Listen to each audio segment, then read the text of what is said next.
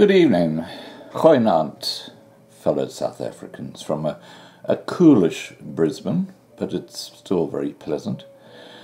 Okay, what I've got for you tonight is a video with an interview involving Nigel Farage.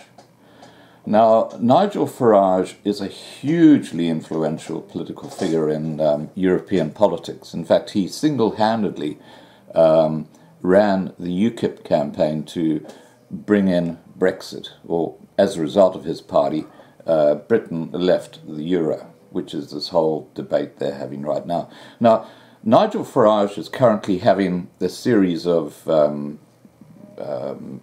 discussions with people in various cities. People are coming to hear him speak, and the loony lefty, are interrupting his speeches or trying to stop people going to them. Now, there are 2 points I want you to really get your head around here that he raises. The first is that the education system that we have around the world, in the US, in Europe, even here in Australia, is so left-wing and so radicalised that the youth coming out of the universities now are just totally Trotskyite. They want a one-world government. I spoke to you about George Soros earlier and his Open Societies Foundation. That's the way a lot of these people want the world to go. So when people like Farage come about and say, hey, you've got to protect your culture, these lefties come out and try and stop people from hearing him what he has to say. Now, the other important point that Farage raises, and this is incredibly important, is the role of the media, the left-wing media, in influencing what we hear. What the left-wing media, like CNN, and there are hundreds of them all over the world who are left-wing, but what they do is they actually change the narrative to suit their view. So a story can be told in two ways. It can be told in the correct way, or you can pick a tiny little point and make that the story in a very negative way if it's someone that you think is not going with your perspective in the news.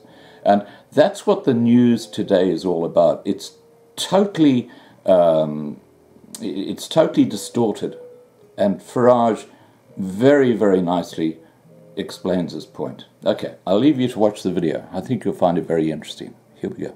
It was Australia giving speeches.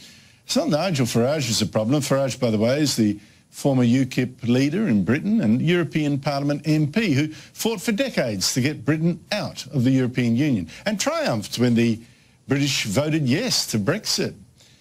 Farage's victory, of course, inspired Donald Trump, who got Farage to campaign for him. Now, Nigel Farage is actually an important voice in some big debates that occur right here as well.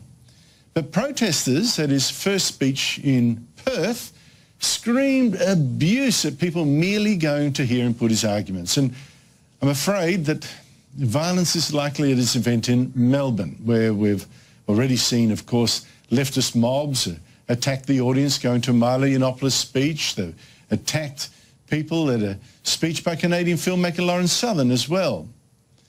Nigel Farage joined me from Adelaide a short while ago.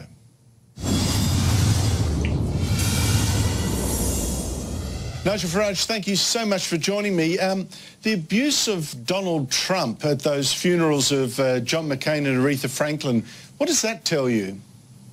What it tells me is that the left completely hate what happened back in 2016. It started with Brexit. It extended to Donald Trump. We now, of course, have a new government in Italy, and they are determined at all costs to derail the global revolution that began back then. But I think the reason they're behaving as badly as they are is because they're losing. They are losing. And the feeling of ordinary people that they want to live in democratic nation states, control their borders, protect their cultures and communities, that argument is winning every single time. Yeah, but I'm a bit puzzled, though, because, I mean, you know, the Conservatives might have thought they were losing under the 8 years of Barack Obama, but I don't recall celebrity funerals being used to preach hatred like this. This is quite extraordinary. And the level of protests from the left now against speakers like you or whatever, they're getting so physically violent that I think there's something in the water now that wasn't there before. Yeah, it's quite scary. And, of course, much of it is being bred and fostered through our universities. We've stopped teaching people critical thinking. We've stopped teaching young people, here's a problem, here are two solutions, make your own mind up. We're teaching them this solution is virtuous and good, and the other one makes you a Nazi. Our education system, I promise you, has got a lot to do with this. And it's worrying because, you know, we are forgetting what democracy itself is all about. But we've seen the increase in violence. We've seen people attacking these left wingers, the Antifa movement and others, attacking people trying to hear Geert Wilders speak in Melbourne, for example. Melbourne's the worst, by the way, so watch out when you come here. They attack Geert Wilders' followers. They attack people trying to hear Milo Yiannopoulos. They attack people trying to hear Lawrence Southern. I've been attacked in the street. It is really quite extraordinary. I don't know, is Australia unusual in that? What sort of risk of physical violence do you face in Britain, for example? Oh, look, I've had to live for nearly 5 years, particularly when I was absolutely at the front line of national elections and the Brexit campaign. I've had to live with security around me the whole time, and at times 24/7 security. I mean, they've even started attacking the houses of Conservative figures, and at some point in time, surely, you know, law enforcement has to say this is ridiculous.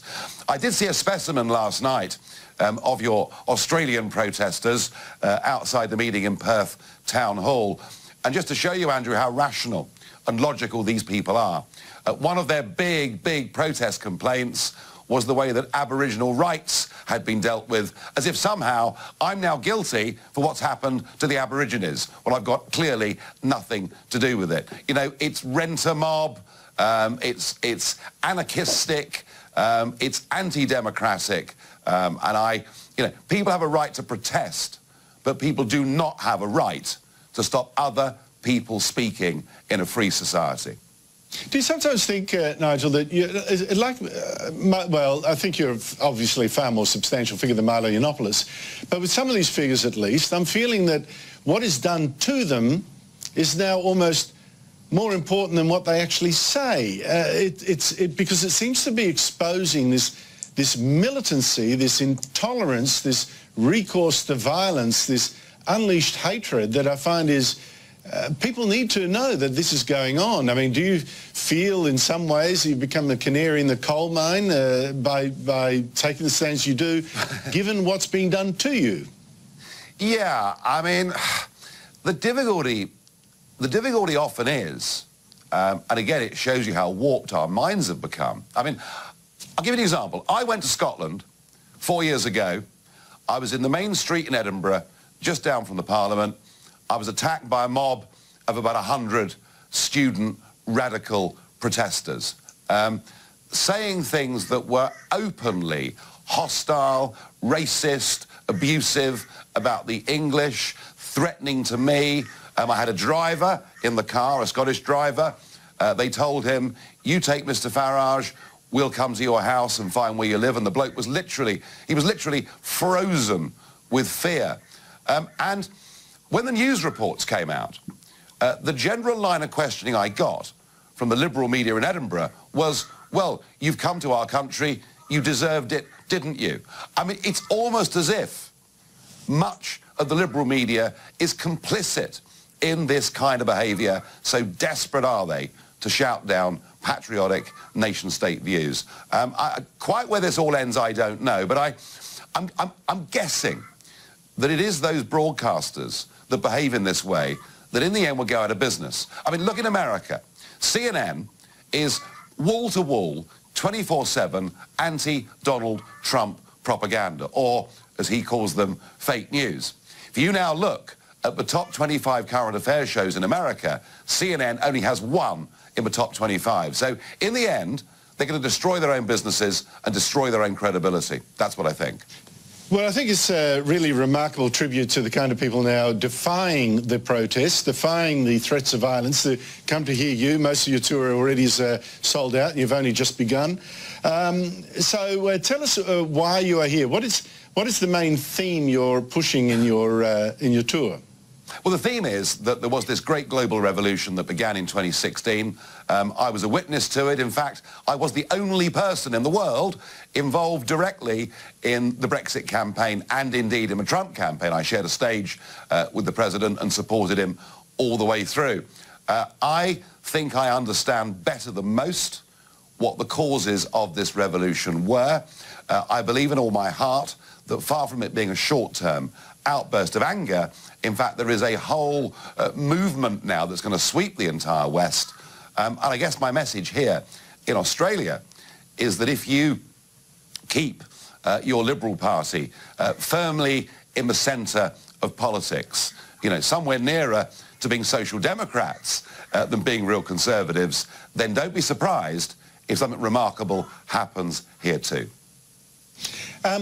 As in they'll be outflanked, I presume. But can you, when you say this movement, what are the moral or social concerns that are driving this movement? It's easy when you look at the protesters. They will say with obvious sincerity and a lot of hate that it's racism. How would you actually define it?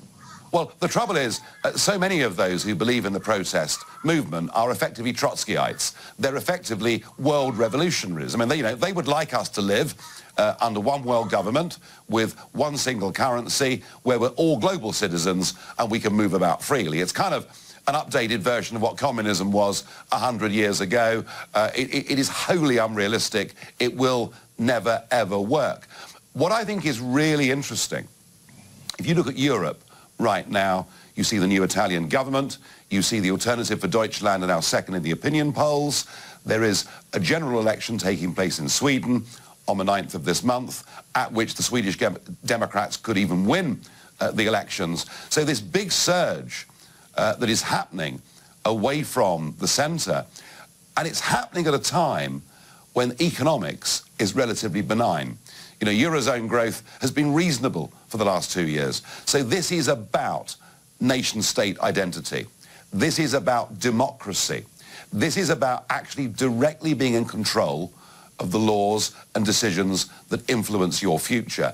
This is about the Judeo-Christian culture in which we all grew up and which underpins, frankly, almost everything in our society. It's about communities. It's about our quality of life. And people feel, with some justification, that actually if you move towards a period of open-door immigration, all of those things are under threat. Now, you know, I'm not against immigration. I'm for managed immigration. But somehow the protesters try and conflate any border controls with racism, which clearly is total and utter rubbish.